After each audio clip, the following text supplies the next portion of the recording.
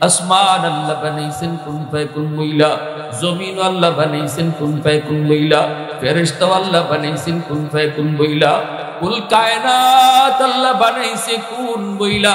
সাথে সাথে আসমান জমিন সব কিছু হয়ে গেছে যুবক। কিন্তু তোমাকে আমাকে যখন আল্লাহ বানাইছে, আল্লাহ কয় খালাকতু বিয়াদাইয়া, বান্দা তোরে বানাইতে আমি আমার নিজের হাত লাগাইয়া বানাইছি। কারণ এই চেহারার মধ্যে এত দামি কপাল, এই কপাল আমি আল্লাহ বানাইছি আমার সেজদার জন্য। যে কপাল আমি আমার সেজদার জন্য বানাইছি, এই কপাল ফেরেশতাদের হাতে বানাইলে হয় না, এই কপাল আদেশ দিয়ে বানাইলে হয় না। নিজের হাতে আমি তোর কপালটা বানাইছিলাম, কিন্তু দুনিয়ার জমিনে এই কপাল দিয়ে তুই আমার সেজদা দেও নাই। হাক দুনিয়ায় যদি আমার সেজদা দিতি, দুনিয়ায় যদি তুই পিঠ বাঁকা করতি, আজকে হাসরের ময়দানেও তুই আমার সামনে পিঠ বাঁকা করতে পারতি। অতএব নামাজিরাই শুধু আল্লাহর সামনে হাসরের মাঠে সেজদায় পড়বে, বেনামাজি আল্লাহকে সেজদা দিতে পারবে না।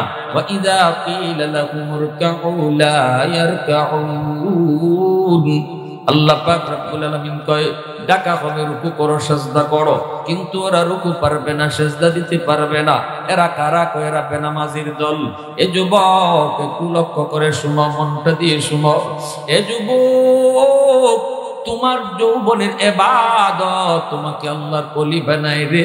যৌবনের নামাজি যেই যুবক হয়, যৌবনে যেই যুবক বাপ মার সেবা করে, যৌবনে যেই যুবক মুরব্বীদের সম্মান করে, যৌবনে যেই যুবক উলামায়ে কেরামকে তাজিম করে, ওয়াজ মাহফিলের আয়োজন করায়, গান বাজনায় যায় না, যেই যুবকের দিলের ভিতরে আল্লাহর প্রেম জমায়া দেয়, দুনিয়ার নাপাক প্রেম অন্তরে জন্ম দেয় না। আল্লাহ পাক কয় জানোনি জানোনি, ওই যুবকের সেজদার কারণে আমি আল্লাহ জমিন টিকায় রাখছি। আল্লাহু আকবার জোরে কও। এ যুবক, মায়ার নবী, দয়ার নবী, মদিনার কবর, জান্নাতুল বাকির পার দিয়া যান। নবীজি সাহাবায়ে কেরামদেরকে নিয়ে বলে, সাহাবীরা দেখো, তোমরা দেখো না আল্লাহ আমাকে অন্তর চুকে দেখায়া দিছে। এই কবরের ভিতরে একটা যুবক জাহান্নামের আগুনে পুড়তেছে, সাপের কামড় খায়, আর মা মা কয়ে চিৎকার করে কান্দে। আল্লাহ নবী কয় সাহাবীরা, আমি রহমতের নবী পার দিয়ে চলে যাব, আর যুবকের কবরের মধ্যে আযাব হবে, হয় না রে। আমি একটু আল্লাহর কাছে হাত উঠে সুপারিশ করব, তোমরা আমার সাথে আমিন আমিন বলবা। সাহাবায়ে কেরাম নবীর সাথে হাত উঠায় দিলেন। আমার আপনার নবী হাত উঠায় আল্লাহ, ও মালিক, তুমি তো আমাকে রহমতের নবী বলেছো, রহমতের নবী কবরের পার দিয়ে চলে যাবে, অথচ কবরে আযাব চলবে, হয় না। আল্লাহ হাত উঠায় দিলাম, যুবকের আযাব তুমি বন্ধ করো, কিন্তু আল্লাহ আযাব বন্ধ করে না। এইবার মায়ার নবী আবার হাত উঠাইলেন, সাহাবায়ে কেরাম সাথে সাথে আমিন বলেন, তবু যুবকের আযাব বন্ধ হয় না। তৃতীয়বার নবী হাত উঠাইছেন, আযাব বন্ধ হয় না। নবী জানতে চাইলেন মালিক কারণ কি? আমার হাতের দাম, তোমার দরবারে হাতের দাম কি কমে গেল নাকি গো? আমি কি কোনো ভুল করে ফেললাম নাকি? আল্লাহ কয় না বন্ধু, তোমার কোনো ভুল হয় নাই, হাতের দাম কমে যায় নাই। যেই যুবকটা কবরের মধ্যে আযাব ভোগ করতেছে, সাপের কামড় খায়, আগুনে পোড়ায়, এই যুবকের মা এখনো দুনিয়ায় জীবিত। মার কলিজায় বড় ব্যথা, মাকে অনেক কষ্ট দিছে, মার গায়ে হাত পর্যন্ত উঠাইছে। নাউজুবিল্লাহ, জোরে কও। আল্লাহ পাক কই বন্ধু, ওই মা মরণের সময়টাতেও ছেলেরে মাপ দেয় নাই। যতক্ষণ পর্যন্ত তার মা তারে মাফ না করবে, আমি আল্লাহ তারে মাফ করব না। রহমতের নবী, মায়ার নবীর চোখ দিয়ে পানি ঝরে। নবী কান্দে আর কইরে, দুনিয়ার যুবকের দল, পীর সাহেবরে খুশি করো, বাপ্পারে নারাজ কইরা, শ্বশুর শাশুড়িরে খুশি করো, বাপ্পারে নারাজ কইরা। অথচ শ্বশুর শাশুড়ি খুশি হলে আল্লাহ খুশি, এমন কোন হাদিস আমরা পাই না। হাদিস পেয়েছি রেদার রাব্বি ফি রেদাল ওয়ালিদাইন, ওয়া সাকাতুর রাব্বি ফি সাকাতিল ওয়ালিদাইন। বাপ মা রাজি থাকলে আল্লাহ রাজি, বাপ মা যদি নারাজ থাকে আল্লাহ নারাজ। হাদিস আমরা পেয়েছি, খাঁটি পীর সাহেবরে খুশি করা আপত্তি নেই, শ্বশুর শাশুড়িরও খুশি করা আপত্তি নেই, কিন্তু খাঁটি আল্লাহওয়ালা পীর ওনাকে তুমি গরু খাওয়াও, বকরি খাওয়াও, ছাগল খাওয়াও, কদু খাওয়াও, যত যা খাওয়াও খাওয়াও, আপত্তি নাই, আমরা নিষেধ করব না। কিন্তু পীর সাহেব খুশি থাকলে আল্লাহ খুশি। হাদিস আমরা পাই না রে, হাদিস পেয়েছি বাপ মা খুশি থাকলে আল্লাহ খুশি। আল্লাহ খুশি হয় কে খুশি থাকলে? বাপ মা খুশি থাকলে। যেই মা যেই বাবার দোয়া আল্লাহর দরবারে সরাসরি কবুল। সালাসাতুন দাওয়াতুম মুস্তাজাবাতুন লা শাক্কা ফিক, দাওয়াতুল মাজলুম ওয়া দাওয়াতুল মুসাফির ওয়া দাওয়াতুল ওয়ালিদ আলা ওয়ালাদিহি। তিন ব্যক্তির দোয়া বদদোয়া সরাসরি কবুল। মুসাফিরের দোয়া বদদোয়া, মজলুমের দোয়া বদদোয়া, বাপ মার দোয়া বদদোয়া। নবীজি বলেন মা বাবায় দোয়া করলেও দোয়া কবুল, বাপ মায় বদদোয়া দিলেও বদদোয়া কবুল। এই কথাটা আমার নবী বলেছেন। আব্দুল কাদের জিলানী, মঈনুদ্দিন চিশতি তোমার জন্য যদি দোয়া করে এই দোয়া কবুল হবে কি হবে না কোনো গ্যারান্টি নাই, কিন্তু আমার নবী বলেছেন বাঙ্গা করে যদি মা হাত উঠায় রে, বাঙ্গা করে যদি তোমার বাবা তোমার জন্য হাত উঠায়, আমার রাসূল কয় এই দোয়াটা কবুল হবে, এর গ্যারান্টি আছে। এজন্য যুবক, তাম দুনিয়ার সব মানুষকে তুমি খুশি করো, কিন্তু মা নারাজ, বাবার মনে কষ্ট, মার মনে কষ্ট। দুনিয়ার সব মানুষ তোমার উপরে খুশ, আল্লাহ কয় আমিও তোর উপরে নারাজ। সারা দুনিয়ার মানুষ তোরে ভালো কয়, মা তোরে খারাপ কয়, বাবা তোরে খারাপ কয়, আল্লাহ কয় আমিও তোরে খারাপ কই। সুবহানাল্লাহ জোরে কম। এ সন্তান, তোমার জান্নাত তাহতা আকদামিল উম্মাহাত। তোমার আমার প্রত্যেকের জান্নাত আল্লাহ মার পায়ের নিচে রেখে দিয়েছে। সুবহানাল্লাহ জোরে কম। এই জান্নাতের একটা চেয়ারের দাম কত, জান্নাতের একটা টেবিলের দাম কত, জান্নাতের এরকম ছোট্ট থেকে ছোট্ট একটা নিয়ামতের দাম কত। তামাম দুনিয়া যদি বিক্রি করে দেওয়া হয়, তামাম দুনিয়ার সমস্ত স্বর্ণ অলংকার যদি বদলা দেওয়া হয়, তবুও জান্নাতের একটা চেয়ারের সমান হবে না, ঠিক কিনা জোরে কম। যেখানে তামাম দুনিয়ার সমস্ত সম্পদ দিয়েও যদি জান্নাতের একটা চেয়ার কিনা না যায়, সেখানে গোটা জান্নাতটা যদি আল্লাহ মার পায়ের নিচে রাখে, মার পাটার দাম কি পরিমাণ, জোরে কও না সুবহানাল্লাহ। তামাম দুনিয়া জান্নাতের একটা চেয়ারের সমান না। সেই জান্নাত যদি আল্লাহ মার পায়ের নিচে রাখে, তাহলে মার পাটার দাম কত? আল্লাহু আকবার জোরে কও। এজন্য বলি যুবক, লক্ষ টাকা খরচ করতে হয় না মারে খুশি করতে, বাবারে খুশি করতে বোয়াল মাছ খাওয়াইতে হয় না, শ্বশুর বাড়ির মানুষকে খুশি করতে বোয়াল মাছ লাগবে, কিন্তু বাপ মারে খুশি করতে বোয়াল মাছ লাগে না। মা বাবারে খুশি করতে লক্ষ টাকাও লাগে না। মুখ বইরা বইরা তুমি আম্মা কইয়া ডাক দাও, মুখ বইরা আব্বা কইয়া তুমি ডাক দাও, দেখবা বাপ মার দিল খুশি হয়ে গেছে। যত বেশি বেশি আম্মা কইয়া ডাকবা, যত বেশি বেশি আব্বা কইয়া ডাকবা, বাপ মার দিল খুশি। আল্লাহ কয় বান্দা তুই তো মারে খুশি করলি না, আমি আরশের মালিককে খুশি কইরা নিলি। ঘুমাইতে গেছো, এই তো সেই পা মার, যেই পায়ের নিচে আল্লাহ জান্নাত রেখে দিয়েছে। এই পাটার মধ্যে একটু তেল হাতে নিয়া, হাতের মধ্যে তেল নিয়া মার পায়ের তলায় একটু তেল লাগাও। এ যুবক, একটু তেল লাগায় যদি রাতের বেলা মারে ঘুম পাড়াইতে পারো। আন আবি হুরায়রা রাদিয়াল্লাহু তাআলা আনহু قال قال رسول الله صلى الله عليه وسلم من اصبح مطيعا لله في والديه اصبح له بابان مفتوحان من الجنه। রাসূল বলেন, যেই রাত্রে সন্তান মার পায়ের তলায় একটু তেল লাগাইলো, অথবা বাবার মাথায় একটু তেল মালিশ করে দিল, অথবা বাবার মশুরিটা টানায় দিয়া বাবারে খুশি করলো, অথবা মার বিছানাটা বিছায় দিয়া মারে খুশি করলো। যে কোনো পন্থায় যদি সন্তান রাতের বেলা বাপ মারে খুশি করে, বাপ মার সাথে একটু হাসি মজাক করে, বাপ মার সাথে একটু আনন্দ করে, ওই রাত্রে যদি যুবকের মৃত্যু হয়, রাসূল বলেন তার জীবনে কোনো আমল যদি নাও থাকে, কোনো আমল যদি নাও থাকে, যেই রাত্রে বাপ মার দিল খুশ করে ঘুমাইছে, এই আমলের উসিলায় আল্লাহ তারে ডাইরেক্ট জান্নাত দিয়া দিবে। আর যদি ওই রাতে তুমি মার কলিজায় ব্যথা দিয়া ঘুমাও, বাবার কলিজায় ব্যথা দিয়া ঘুমাও, ভালো করে তুমি জানো মার কলিজায় ব্যথা, বাবার কলিজায় ব্যথা, এরপরও তুমি মারে খুশি করো নাই, বাবারে খুশি করো নাই, বাপ মারে খুশ না করে তুমি ঘুমায় পড়ছো, রাসূল কয় মান আসবাহা আসিয়ান লিল্লাহি ফি ওয়ালিদাইহি আসবাহা লাহু বাবান মাফতুহান মিনান নার। নবীজি বলেন যেন সকাল হতে আল্লাহ তার জন্য জাহান্নামের দরজা খুলে দিবে। সে যদি হাজিও হয়, সে যদি গাজীও হয়, নামাজের কর যদি কপালে ভইরা যায়, তবুও যদি এই রাত্রে মা বাবার কলিজায় ব্যথা দিয়ে সে ঘুমায়, আর এই ঘুমটাই যদি জীবনের শেষ ঘুম হয়, তার জীবনের হজ উমরা কোনো কিছুই তার জান্নাতে নিতে পারবে না। শুধু এই রাত্রে মা বাবার কলিজায় ব্যথা দেওয়ার কারণে আল্লাহ তারে ডাইরেক্ট জাহান্নামে দিয়ে দিবে, নাউজুবিল্লাহ। এজন্য আমার ভাইরা বন্ধুরা শুনো,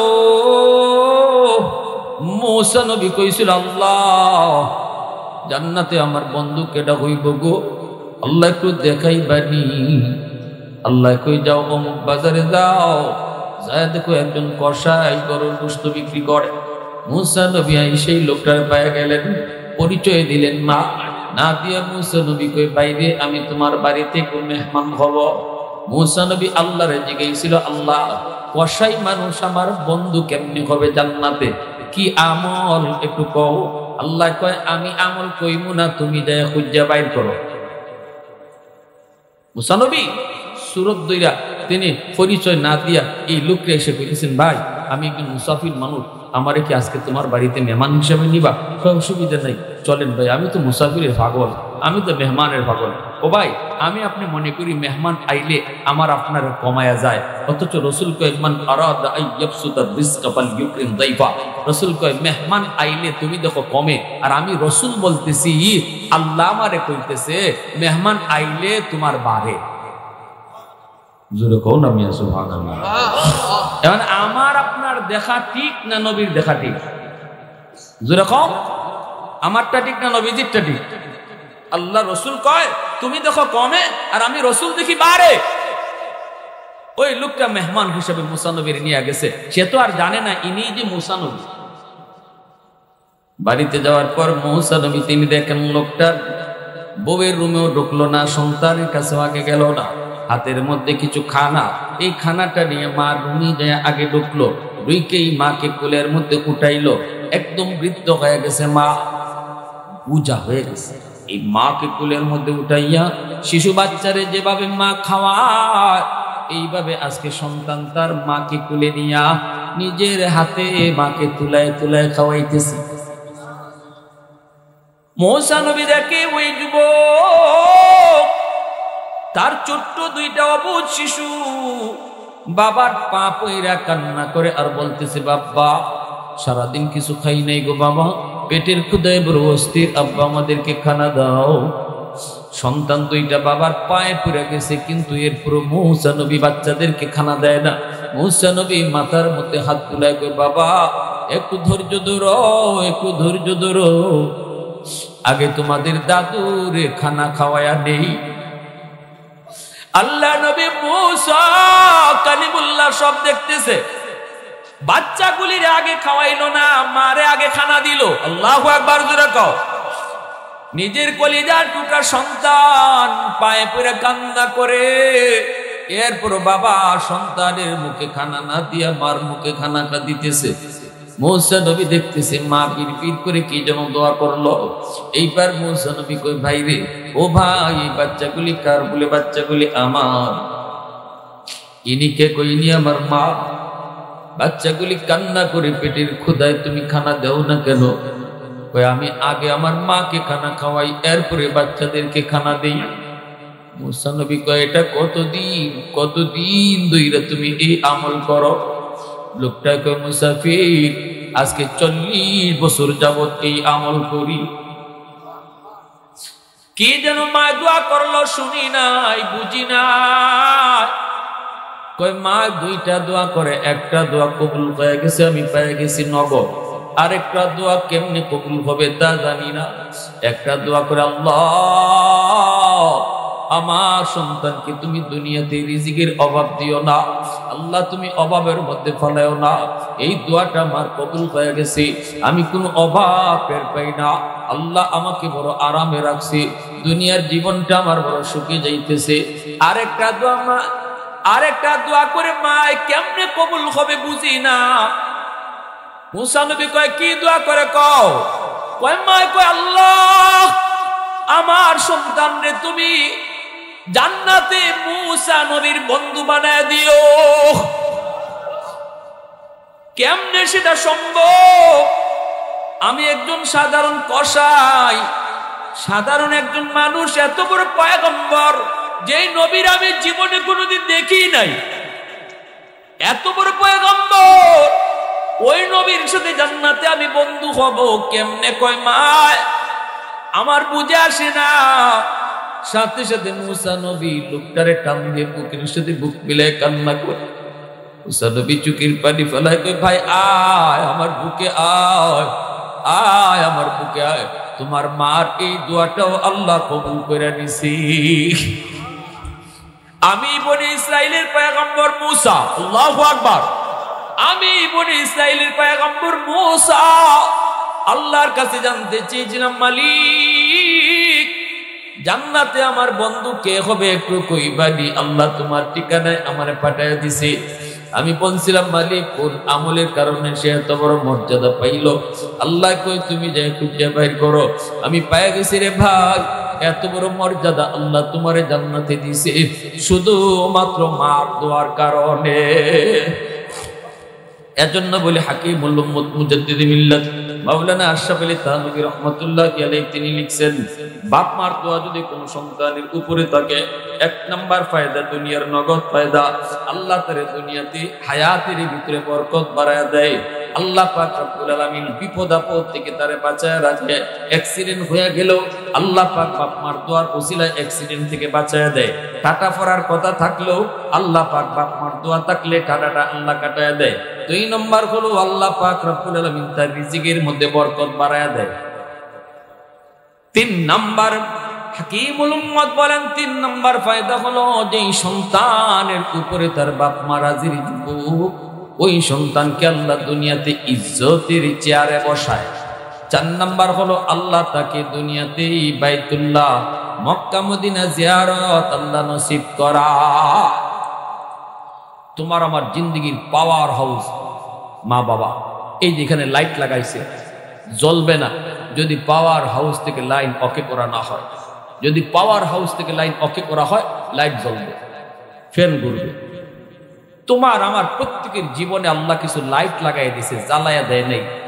জ্বালাইবার জন্য আল্লাহ বলছে বাপ মা তোমার জীবনে পাওয়ার হাউস, ওখান থেকে লাইন ওকে করো, আল্লাহ জিন্দেগির বাতি জ্বালাইয়া দিবে। আটকে গেছো তুমি বিদেশ যেতে পারো না, বাপ মার দোয়া নিয়ে চলো, আল্লাহ লাইন গার্ড আসান করে দিব। আল্লাহু আকবার জোরে কও। পরীক্ষা ভালো রেজাল্ট তুমি চাও, বাপ মার দোয়া নিয়ে চলো, আল্লাহ পাক আসান করে দিব। ব্যবসা বাণিজ্যে তুমি সফলতা চাও, আল্লাহ পাক রব্বুল আলামিন সেই সফলতা দান করব। যদি পিছনে বাপ মার দোয়া থাকে, আর যদি মা বাবার দোয়া না থাকে, যতই চেষ্টা করো ধরতে কিছুই পাইবা না। খালি কইব হুজুর শস্য ফুল দেখি চৌকে, এত চেষ্টা করি রাত নাই দিন নাই, ধরতে কিছুই পাই না।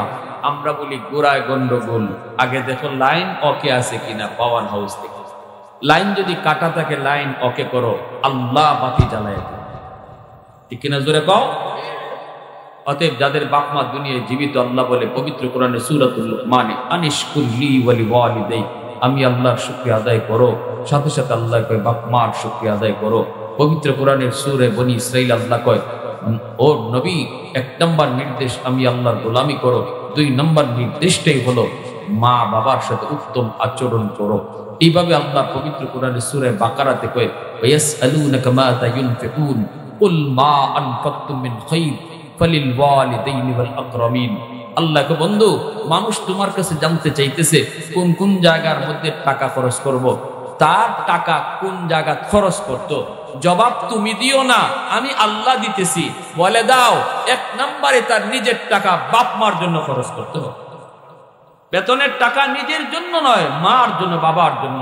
আমার মার ওষুধ লাগবে কিনা এটা প্রথমে আমাকে দেখতে হবে। শীতের কাপড় আমারটা আগে নয়, আমার আল্লাহ নির্দেশ বাপ মারটা আগে কিনবে। তাহলে বলো, শীত আসতেছে, শীতের কষ্ট আমি বেশি পাইতাম না বাপ মা বেশি পাইত? বাপ মারে বারান্দাত রাখবা আর নিজে ভিতরে রুমে থাকবা, বাপ মাকে বাতাসে বাইরিব, বাতাসে আঘাত করব। আল্লাহ কয় না, সব কাজে সব জায়গায় মা বাবের বাপ মার চিন্তা আগে করো, নিজের চিন্তা পরে করো। এটা আমি আল্লাহর আদেশ। আদেশটা কার? আওয়াজ দিয়ে এখন কার? আমার ভাইয়েরা, বন্ধুরা, কত সুন্দর আয়োজন করছে যুবকরা। আল্লাহ যেন এই যুবকগুলির যৌবনে ওলির খাতায় নাম লেখায়। মসজিদের উদ্যোগে আজকে এলাকার মানুষদেরকে নিয়ে যুবকরা উৎসাহ নিয়ে আয়োজনটা করছে। আলহামদুলিল্লাহ। প্রতি বছরই মাহফিলটা হইতো। আমরা কারা কারা চাই একটু হাত উঠে আল্লাহ, আল্লাহ তুমি কবুল করো। সবাই কোন আমিন, আর একটু জোরে কোন আমিন। আমি জানি না এই মজলিসে দরদি মার দরদি সন্তান কারা আছে, জানি না দরদি বাবার দরদি সন্তান কে কে এখানে আছে। আমি জানি না, আমার আল্লাহ জানে কোন সন্তানের কলিজায় মার প্রতি দরদ, বাবার প্রতি দরদ। আমি আগামী বছর দেখতে চাই এমন একজন দরদির মার সন্তান বলবে, হুজুর আমি প্যান্ডেলটা আগামী বছর আমি দিব আমার আম্মার নামে, আমার আব্বার নামে। একজন হিম্মতওয়ালা, একজন মা ভক্ত সন্তান, একজন দরদি বাবার দরদি সন্তান হাতটা উঠাইয়া এই মজলিসে বলবে, আর গাছ মাছ তরুলতাকে আমরা সাক্ষী বানায় রাখবো। আল্লাহ, এই নামটা যে উচ্চারণ হলো তার মার জন্য, বাবার জন্য, এই দানের খবরটা তুমি গাছ মাছ তরুলতাকে সাক্ষী বানায় রাখবে। সবাই কোন আমিন, আরো জোরে আমিন। জান্নাতি সামিয়ানাটা আগামী বছর কে দিবেন? আল্লাহ যেন আগামী বছর এই সামিয়ানার নিচে আপনাকে বসার তৌফিক দেয়, আপনার আলা উলাদকে বসার তৌফিক দেয়, আর এই দানের খবরটা যেন আপনার মধ্যে গানের খবর আল্লাহ পৌঁছায়।